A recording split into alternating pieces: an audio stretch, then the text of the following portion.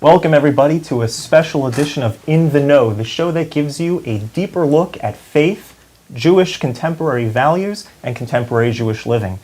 With me today is a special guest, a person who needs no introduction, Florida Senator Marco Rubio. Marco, thanks so much for being here today. Thank you very much. So, one of the things that I noticed in looking around at the Senate is that I haven't seen any contemporary, Jewish senators, Republican senators, currently in the Senate. Yeah. And I know that Israel and the security of the people in Israel is something that's very important to you. How did that become something that was important to you? Well, first of all, I think the last Jewish senator we had was Norm Coleman in Minnesota, who's a very good friend of mine. But I don't think you have to be Jewish to be pro-Israel. And that's the important part that I've always pointed to. And first, just growing up in this community and being exposed to people in South Florida who care deeply about Israel is obviously the beginning of the groundwork for our sentiment. As a Cuban exile, I can tell you that on many occasions we found solidarity with the pro-Israel community on our cause. And one of the reasons why is because Fidel Castro was an ally of Yasser Arafat and all the most vile elements of the Middle East. And to this day, in international forums, when there have been efforts to condemn Cuba, sometimes the votes have been like 113 to 2. And now sometimes it's 3 because of the Czech Republic, the State of Israel, and the United States. So I think that was the beginning of it, obviously growing up. Obviously, I have incredible friendships and personal relationships with people who care deeply about the issue of Israel. My wife helps run a family's charitable foundation whose giving is about 80% for Jewish causes and Israel.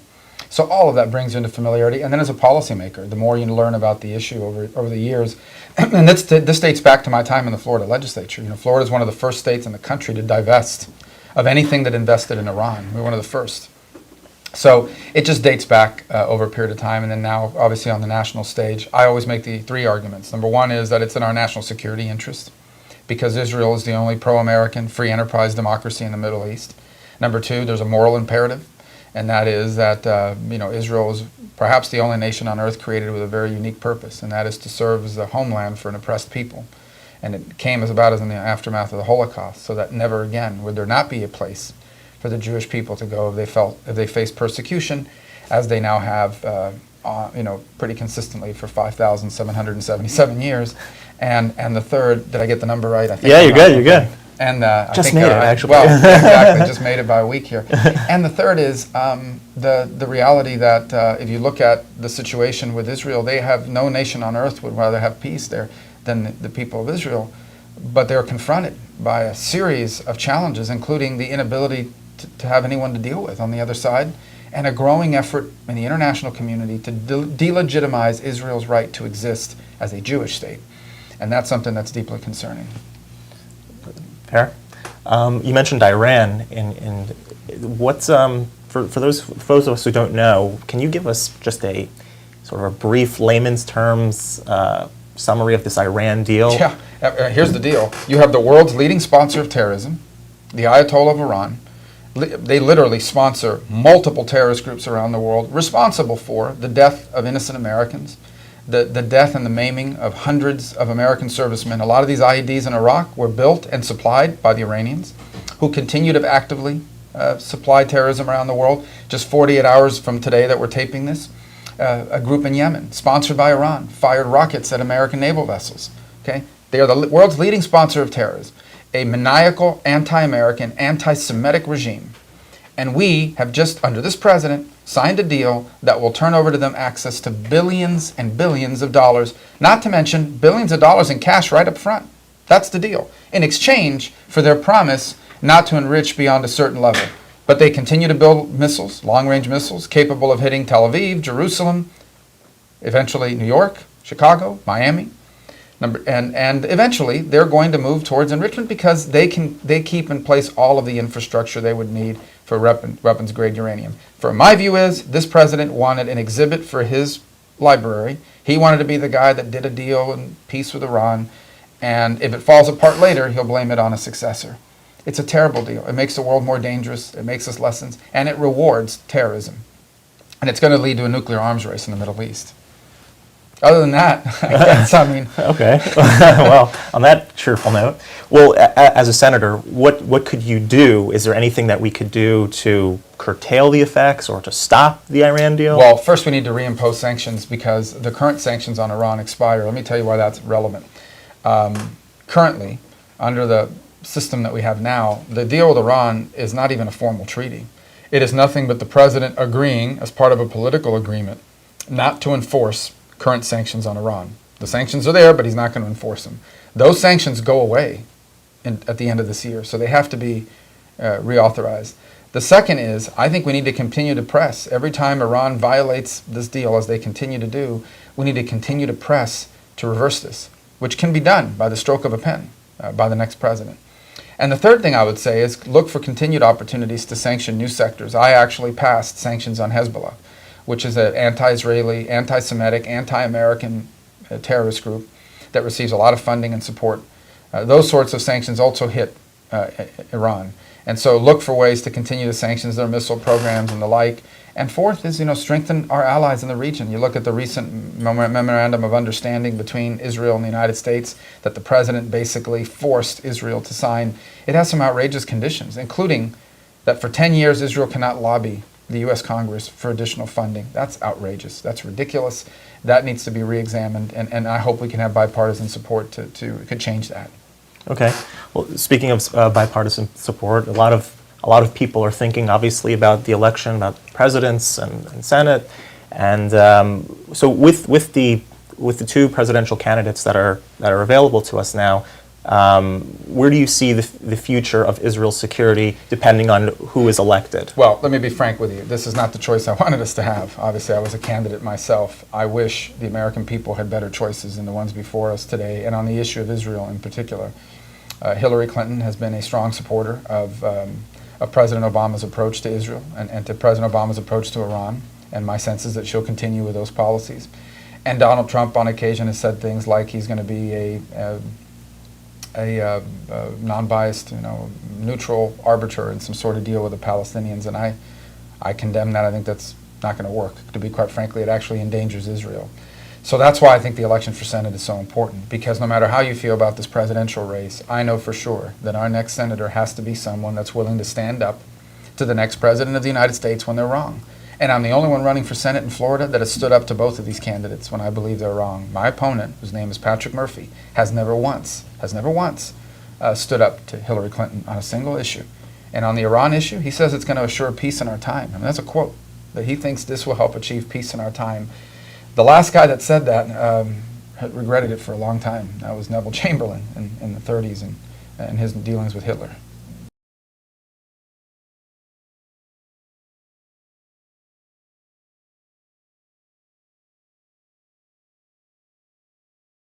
What about shifting to Syria? How do we solve that conflict over there? I don't know if we solve it. First of all, I don't believe Syria as we knew it, a unitary nation, is going to be very difficult for that to ever be that again. Assad has too much blood on his hands. Too many Sunnis have been murdered and killed by Alawis and the Shia and the Iranian-backed groups on the ground, including Hezbollah. And so the notion that somehow he could ever bring that back together is never. I just don't see that any time in the near future. So we have to do two things: ensure that that country does not become a haven for radical groups to organize from, as has been the case with ISIS. And second, I think from Israel's perspective, is that buffer that now exists with the Golan is probably more important than it's ever been. And perhaps it's time now to say, the Golan is going to be permanently in the hands of Israel, as is, if nothing else, as a security buffer from all of the uncertainty that now is going to exist in Syria for the foreseeable future, given all these conditions. So we want to prevent there from being any sort of safe haven on the ground. My hope is that eventually an alternative government could emerge from Syria. I think the chances of being able to achieve that today are much more difficult than they would have been 3 or 4 years ago. Look, Syria is not going to turn into Australia or New Zealand anytime in the near future. But we have to look out for our own interest and the interest of our allies, and that involves ensuring that Assad cannot continue to be a proxy for Iran, but also ensuring that radical Sunni groups like ISIS cannot use Syria as a base of operations. Okay. Now, there's a lot of strong opinions on both sides about Syrian refugees coming to the United States.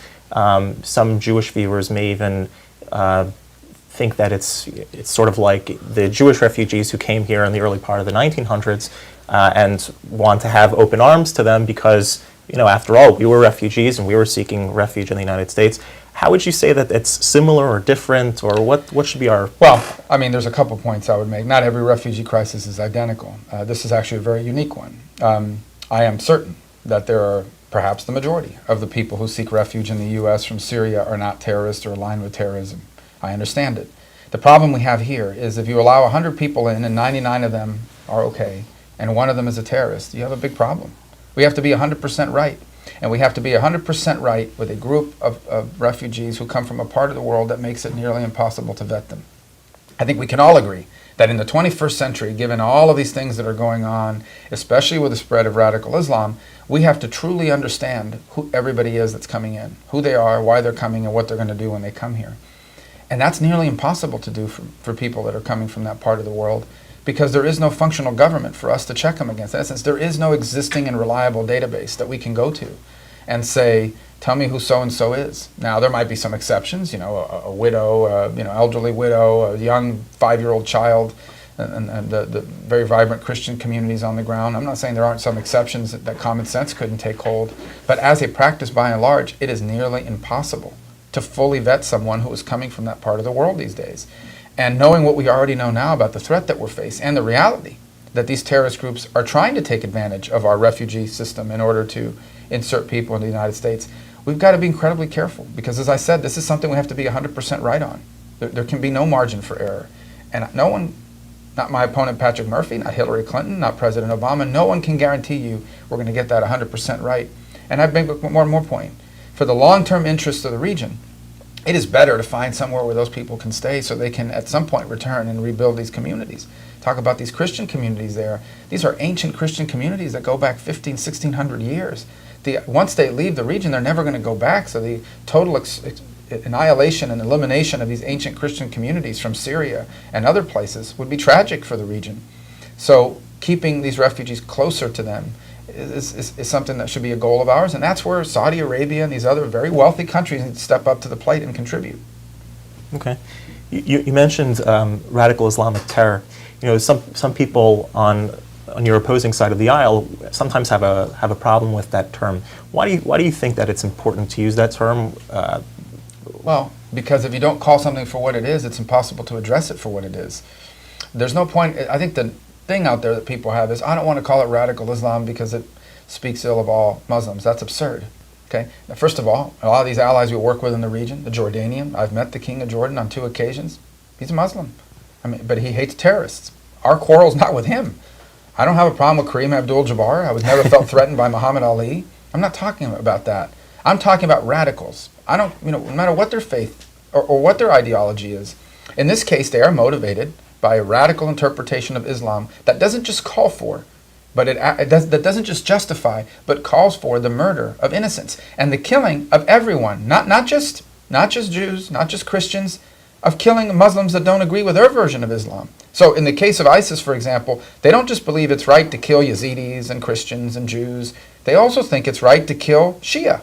And they also think it's right to kill other Sunni that don't agree with their interpretation. That's radicalism. We have to call it for what it is, and we have to understand that it is motivated by a interpretation of the Islamic faith that doesn't just justify, but calls for these heinous acts that they're committing. And by the way, it's incumbent upon the Muslim world to call it that too, and to reject it, for it poses an existential threat to Islam itself. Okay, that's very interesting. I think you're a man of faith. I'm a man of faith. I think that we certainly all respect anyone who is dedicated to their faith. Let's talk about your faith for a little bit. Where do you see a solidarity with the Jewish faith as a faithful person yourself? Well, first of all, I would argue that you can't really understand my faith if you don't understand Judaism.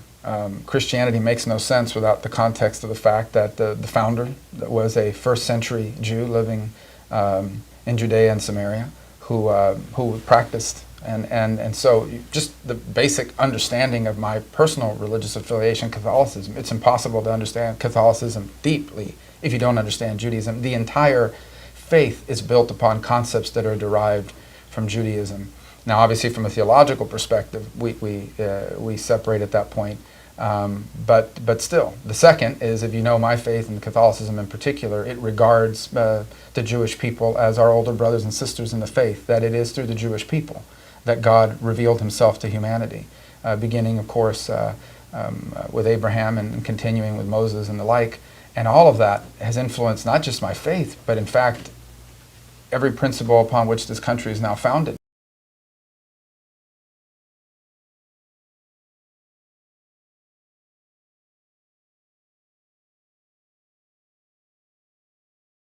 If you look at the Ten Commandments, juxtaposed to our Constitution and our laws, so many of them are based upon these laws that were given to us thousands of years ago in the Sinai. And so, again, both my understanding of my faith and the Judeo-Christian values that were part of our founding are important. Within that context, I think we should be, as a nation, always very protective of the freedoms and liberties we have that people have to believe whatever they want or nothing at all. People have a right in America to believe absolutely nothing at all. 100%. And so when you are in this country, and you will find not just Judaism, but virtually every style and tradition Judaism in the world is represented in this country. Not just Christianity, but virtually every version of Christianity in the world. Not just Islam, but almost virtually every strain of Islam in the world. Not to mention a series of other faiths that are not as large in this country, but nonetheless significant: Hinduism, Buddhism, and the like.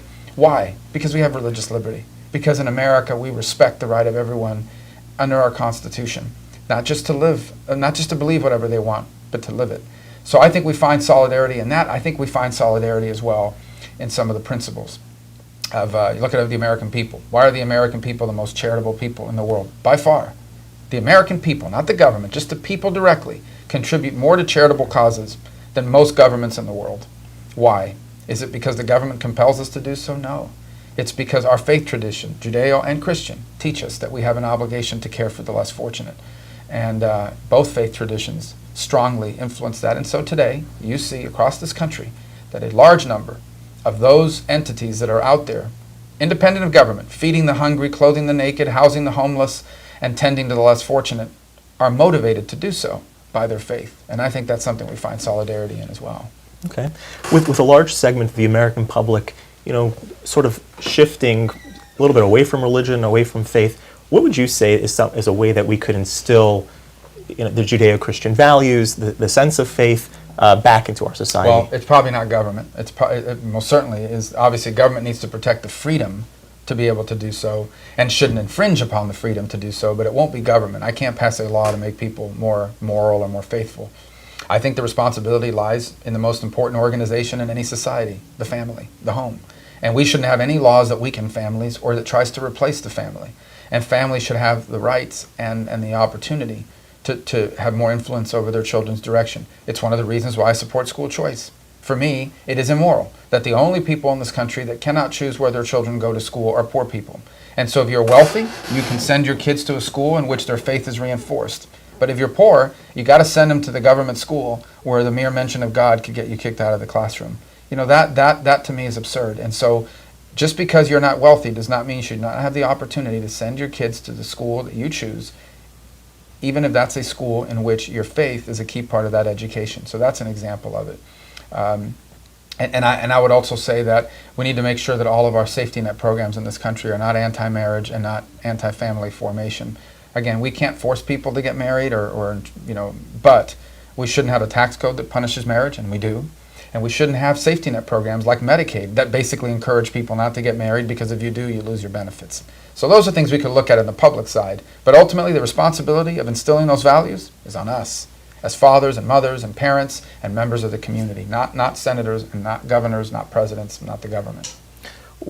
Do you foresee any laws coming up that would infringe on the family, on people's rights? Well, we have existing laws now. I don't know if they infringe, but they most certainly are an impediment. I know this is not just anecdotal now. You see the records.